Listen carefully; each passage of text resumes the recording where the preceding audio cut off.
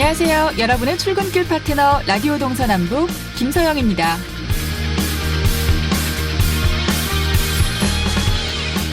얼마 전 블랙아이스로 인한 대규모 교통사고가 발생했었죠.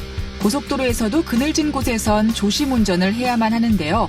만약 오늘 영서 지역을 지나갈 일이 있는 분이라면 조심 또 조심해야 할 것 같습니다. 영동 지역은 너무 건조해서 문제지만 영서 지역엔 지난밤 눈이 내렸습니다. 기온이 낮은 밤 시간대에 내린 눈이기 때문에 더 위험한데요. 아침이 되면 눈이 살짝 녹으며 그대로 얼어 보이지 않는 얼음, 블랙아이스가 되기 때문입니다. 특히 터널 입출구나 산비탈 커브는 그늘이 지기 때문에 얼음이 얼기 쉽고 그늘로 인해 얼음이 언 걸 알 수 없어서 사고 위험이 높습니다. 지난번 사고도 이런 조건에서 발생한 거죠. 영동 지역에선 수도권으로 가기 위해 영서 지역을 지날 수밖에 없는데요. 눈이 그쳤다고 또 고속도로라고 안심하지 말고 조심 또 조심해야 한다는 것 잊지 말아야겠습니다. 12월 23일 월요일 라디오 동서남북 지금부터 시작합니다.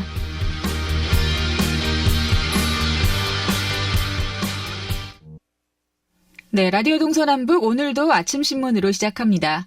강원일보 이하늘 기자와 전화로 연결합니다. 안녕하십니까? 네, 안녕하세요. 네, 오늘 첫 번째 소식은 강원도 인구 늘리기 정책과 관련해서 들어보겠습니다. 강원도는 전국에서 유일하게 또 최초로 올해부터 육아 기본수당을 지급했죠.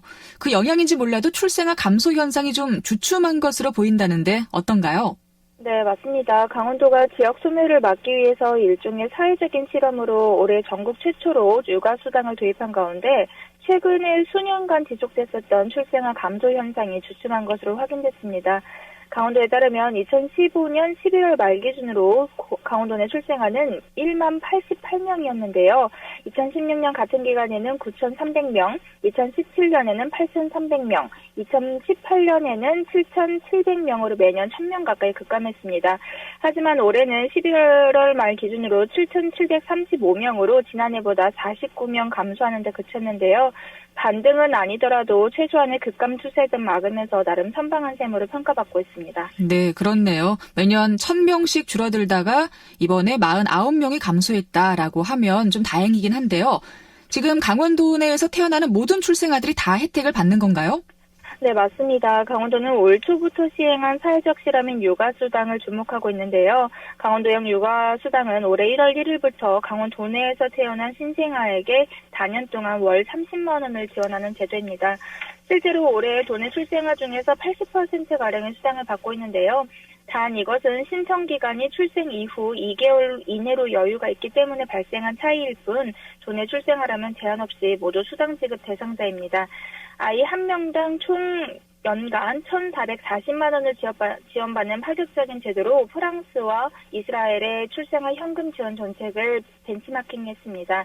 다만 4년 동안 강원도와 일부 시군의 부담이 3,363억 원에 달해서 지나친 현금 복지라는 논란이 일기도 했습니다. 네. 그런데 이게 진짜 이 육아 기본수당 지급 때문에 출생아 감소폭이 줄어든 건지 이 부분은 뭐 확인이 된 건가요? 우선 이 부분이 가장 궁금하실 텐데요. 강원도도 이 같은 결과가 육아수당 도입의 효과인지 증명하기 위해서 내년에 첫 평가와 또 심층 분석 이걸 진행하게 됩니다.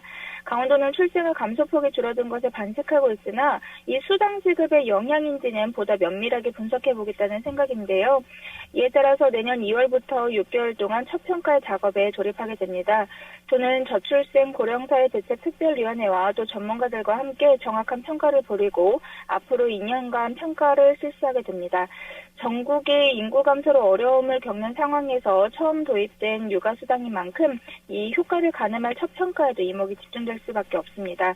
강원도 관계자는 육아 기본수당은 출산 육아의 경제적인 부담을 줄여서 저출산을 극복하고 또 이것을 지역사회 성장 동력으로 삼으려는 것이라고 설명을 했는데요. 성과에 대해서는 내년에 정확한 분석을 실시하겠다고 설명했습니다. 네, 알겠습니다.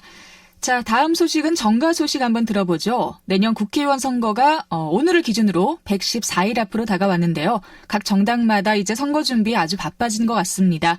더불어민주당은 정당 사상 최초로 예비 후보자들을 대상으로 한 교육을 실시한다고요?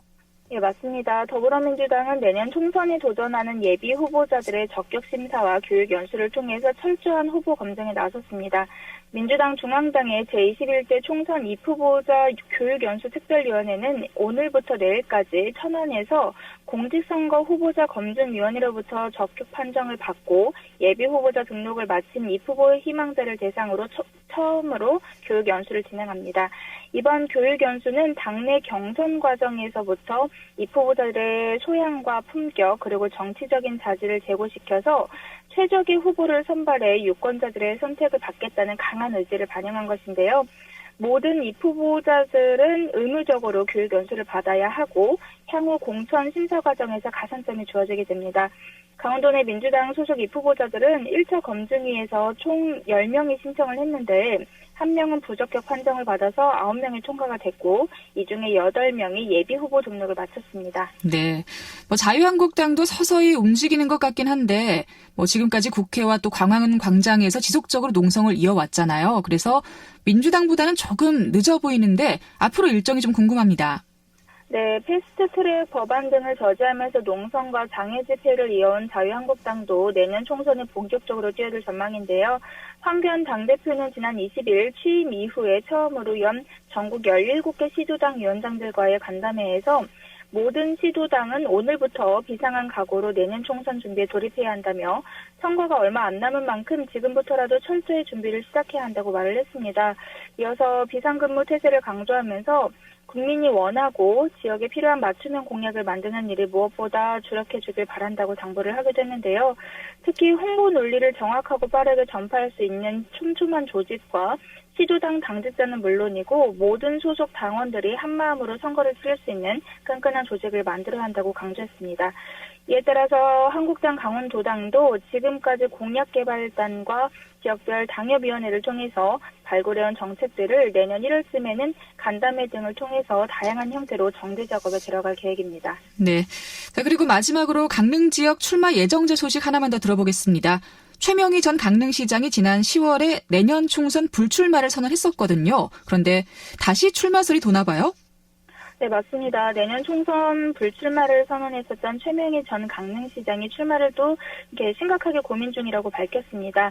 최 전 시장은 기자와의 통화에서 지난 10월 가정상의 이유로 총선에 출마하지 않겠다고 입장을 밝혔지만 풀뿌리 민주주의의 정착을 위해서 애써왔던 정책들이 허무하게 무너지는 일련의 상황들을 보고 많은 고민을 하게 됐다고 말을 했습니다.